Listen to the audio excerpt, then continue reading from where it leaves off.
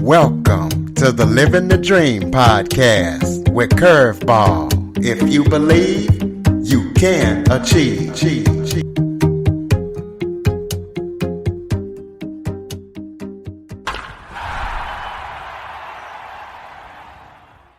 Welcome to the Living the Dream with Curveball podcast, a show where I interview guests that teach, motivate, and inspire.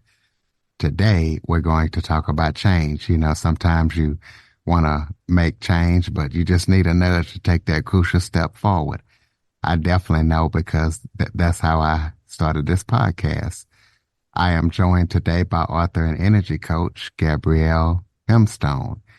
Gabrielle helps people who want to make the change, whatever that change might be, but they just need that nudge to take the crucial step forward. So she's going to be talking to us today about her story and how she helps people get rid of stagnation, if that's a word, and fear. Yes. So Gabrielle, thank you so much for joining me today. Thank you so much, Curtis, for having me. It's great to be here. Why don't you start off by telling everybody a little bit about yourself? Sure. I've been on this planet for 54 years, so I'm not quite sure where to start with that question. But I guess I'll just, in summary, I would describe myself as a seeker. I've always been a seeker. From a very, very young age, I've been fascinated with growing, learning more about myself. And over time, that grew into kind of a spiritual awakening. I had a kind of a moment when I was about 7 or 8 years old. That is my first memory of this kind of seeker mentality. I was sleeping and I woke up in the middle of the night I just had this incredibly powerful dream. It was a scary dream. It was a frightening dream. But I decided to get out of bed anyway. I sit on my windowsill and I started to document the dream. Didn't know what it meant, but I just documented it.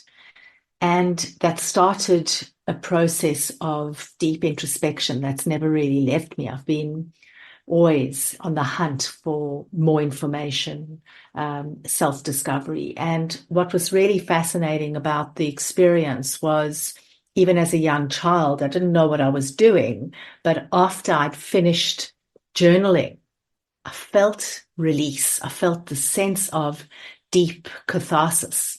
And it was that experience of catharsis that really got me started on personal growth, and the journey's never ended. So I think I would describe myself as a deep seeker. Okay. Gabrielle, the deep seeker. So kind of tell us about, you know, when you got to the point to where you wanted to help others and show them what you've learned and help them in their lives. Yeah. Well, that journey of kind of wanting to discover more about myself carried on, you know, throughout my childhood and into my teens. When I was 9, my father passed away, and it really got me asking questions. Obviously I'm going to articulate this as in an adult way, but as a child, I guess I was asking, why me? It felt very unfair, and I couldn't make sense of how a man that had so much to give to the world was taken. So I then went into therapy, and I spent my teenage years exploring myself. And then when it came to university, college time, it was a no-brainer. I went straight into the field of psychology. And it was, as I studied, I realized that my passion for self-mastery actually extended to helping other people grow into the best versions of themselves. I grew up in South Africa, and everyone would be aware of the dark days of apartheid. And I saw so many incredibly talented and gifted Black South Africans not able to actualize because of all the, I guess, restrictions placed on them. And so that was activated in me, and through psychology I was able to find a path to help others step into the best version of themselves. And that's where I stayed for 25 years. Well, explain to the listeners what an energy coach actually is. Well, an energy coach is somebody who helps people master their energy. And there are three components to mastering your energy. But maybe before I say that, I'll say that an energy coach would be someone who deeply understands that it's energy that runs the show. Most of the time we sit in therapy, we're working on our mindsets, changing thought patterns, changing patterns of behavior, getting on top of our emotions. But all of those things are actually just energy. They have an energetic frequency. And typically when there's something playing out over and over and over again, there's an energetic block to it. So what I do is, other than healing people, I help them master their own energy. And there are three components to that. The first one is being able to understand your energy, sensing into your energy, reading it, and knowing what's going on in any given moment. The second part of that is managing your energy. So we all dip, and how do you interrupt dips, and how do you maintain a high vibration as you move through life? And then the third part of it is around optimizing your energy, because deep within us we've got untapped potential, we've got latent or dormant gifts, and I teach people how to activate those dormant gifts. So that's what an energy coach would be doing, those three things. Well, how can energy mastery benefit those who are going through major life transitions? And explain, more if you would like to, what energy mastery actually is. I know you just gave the three components of it. Yes. So, well, if you think about major life transitions, and that could be anything, Curtis, from, a marriage or relationship coming to an end, a massive change in career, um, it could be a move, country, city, any transition and life transition. Those are typically really uncertain and stressful times. You generally go through a pretty disruptive period before things start taking off and settling down. So if you know how to master your energy, if you can understand, manage, and optimize your energy, it helps in so many ways, but the most important way that it helps is with resilience. Because when your vibration is high and you've elevated your energy, it's high, you're kind of mastering it. Not only are you able to bounce back from adversity quicker and more effectively, but actually you're able to rise above adversity, because your frequency exists in a different reality to the adversity that's happening in your physical world. So it's a really magical way of building resilience, which is needed when going through these difficult transitions in life.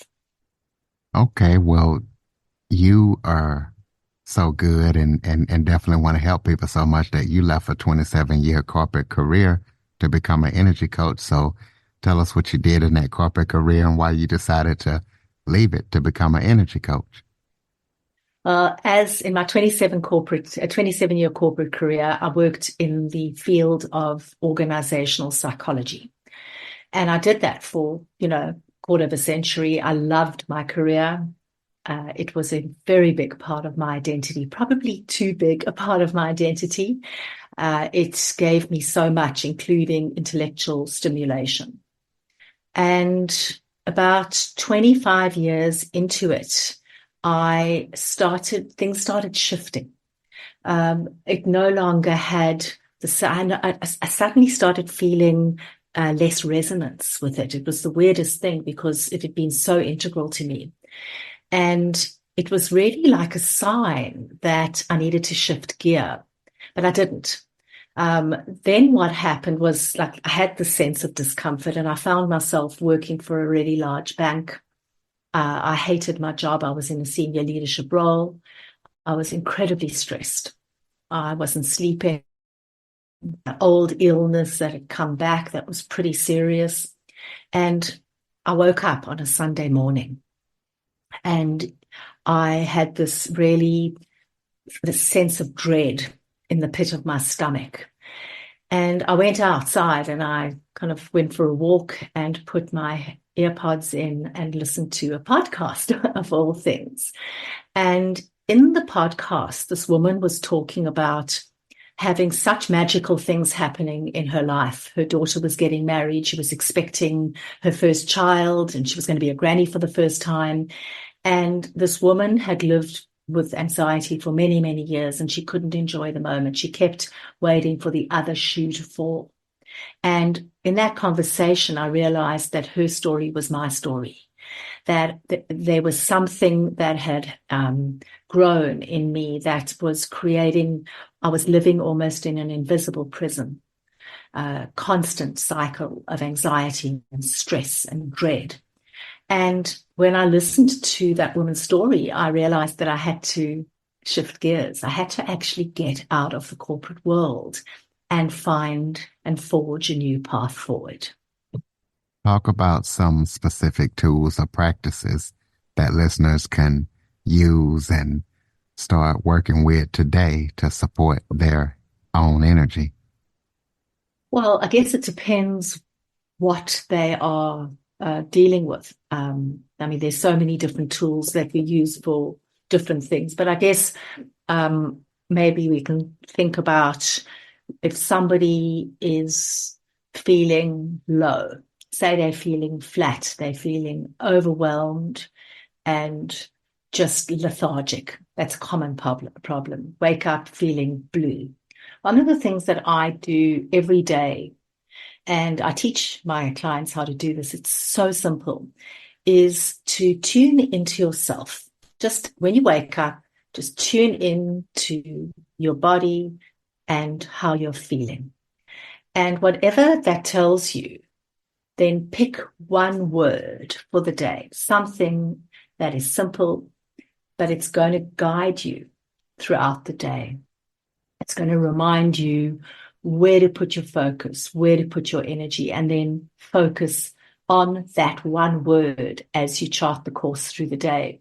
I'll give you an example. I mean, yesterday my word was allow, because when I woke up, I felt this tightness in my solar plexus. I felt like a sense of control coming back, creeping back. So the word that I picked for the day was allow. And every time I felt the tendency to want to control things or whatever, I wrote the word down. I walked with it throughout the day on a piece of paper. I'd look at the word, center myself, and then move on with my day. So that's really simple. You don't have to be an energy master to do that. A really simple way of shifting your energy and lifting and elevating it. What are some of the common signs that people can look for that way that they will know that they're facing an energy block?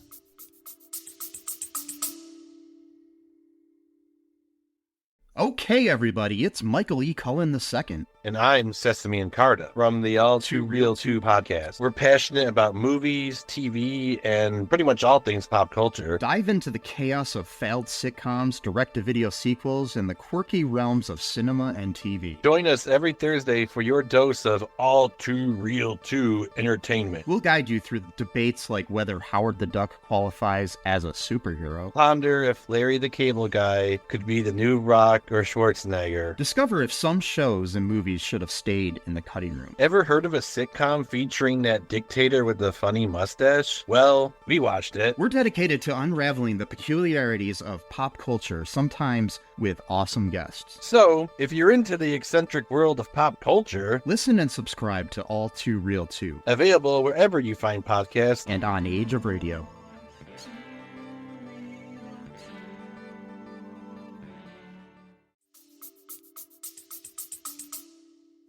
Well, an energy block is a residue of energy that was left over from an experience, typically not a great experience.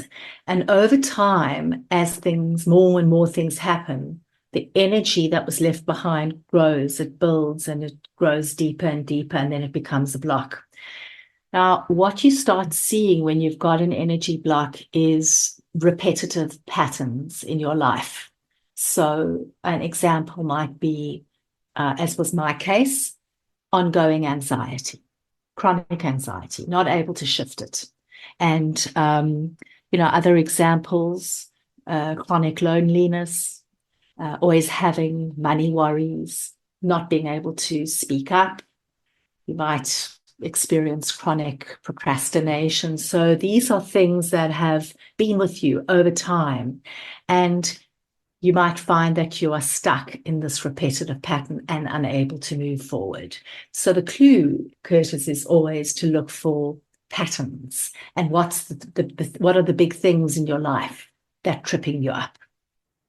Speaking of things that trip you up in life, give people some best practice tips on being able to still prioritize their healing while, going through things that life throw at us on a daily basis. Yes, because we're all busy and, there are things, we're not sitting and navel gazing and focusing on ourselves continuously. So what I'll always say to people is you really don't have to be an energy master in order to master your energy. Start small with a simple practice like the one that I've just given you. So, pick the one word. There are other things that you can do. I can talk through a couple of other examples, but the most important thing is whatever it is that you're doing, be consistent with it, because when you're consistent with practicing energy techniques, no matter how small they are, it expands your energetic capacity so that you can live life with more expansiveness, and that you can heal deeper and faster. So there's such simple things that you can do. I've already mentioned one. A really simple way of healing energy blocks is through sleep, because actually it requires very little of us and it requires no time at all. So we all, as you know, I've already explained, I've been dreaming and following my dreams for so many decades. And I think it's such a powerful and potent time for us to heal. Before you go to sleep, get into a quiet space and just sit with yourself for a moment and set an intention that tonight as I sleep, I set the intention to heal the biggest thing that's holding me back. And in that release, to lift and elevate my energy so that I can live with greater vigor, focus, clarity, and love. You could do something, a version of that kind of intention. And then when you wake up, just document what came up. Sometimes if you don't remember what came up, all you need to do when you wake up is just what's the feeling you have upon awakening, and just write down the feeling. And then over time, as you get more and more into it, you really learn how to remember your dreams, understand your dreams, and heal through them. So what are some of the signs that people can use to know whether or not they can actually benefit from an energy coach? I think the biggest one is if you've got one of those patterns, but if you're stuck, if you're unable to move forward in your life, even if you really want to, even if you've really tried a lot of other things to do it, it's like when you've got an energy block, it's like driving in neutral, and it's a sign of a deeply stuck block. So that would be one thing if you're really stuck. The other thing is if you know what your issues are, but you just can't move from awareness to making change happen. So it's a sign that you're in your head, you need to get out of your head, and you need to get into your heart space and work at an energetic level. So I'd say if you're stuck and if you can't move from awareness to actual change. So what advice or what, words of wisdom or what would you say to someone who might be skeptical about energy healing? Well, there are different kinds of skepticism. If they're outright skeptical, I'm not going to try and convince them, because this isn't for everyone. Some people are more rational and, go about their own journey in their different way. And I'm not in the movie of trying to convince people. But if people are have a question mark against it. They're not out and out skeptical, but, they need a little bit of understanding. They perhaps don't understand it. What I would say to people in those instances is that your mind doesn't have to be on board for energy techniques or energy healing to work. Healing happens whether or not you understand it or even believe it. So, and it's interesting because I've been doing this for a while now, but our minds can't compute what's happening when we are working at an energetic level because it's invisible. And so it's okay not to understand it. But the invitation to people who have a little bit of skepticism is that it's actually okay not to understand it. Your mind doesn't have to be on board. Try it and see what happens. Okay, well, tell us about your book and what listeners can expect when they check it out and where they can get it from.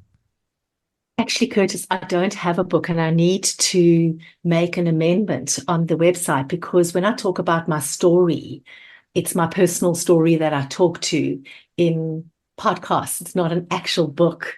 So I Okay. do need to change the language. I think it's just probably lost in translation from Australian English to American English, but it has come up a couple of times and I'll make the change there. It's really the story that I tell rather than a written story. Okay. Well, thank you for clearing that up for me. You want to tell us about any current or upcoming projects that you're working on that people need to know about? I'm sure you're pretty busy. Yeah, well, I've just had an interesting few weeks because, as I've already explained, that my story has been of one who has always been seeking, like, I can't learn enough about myself and enough about others. But not everybody is wired that way. Most people got a challenge. They want to move through it as quickly as possible.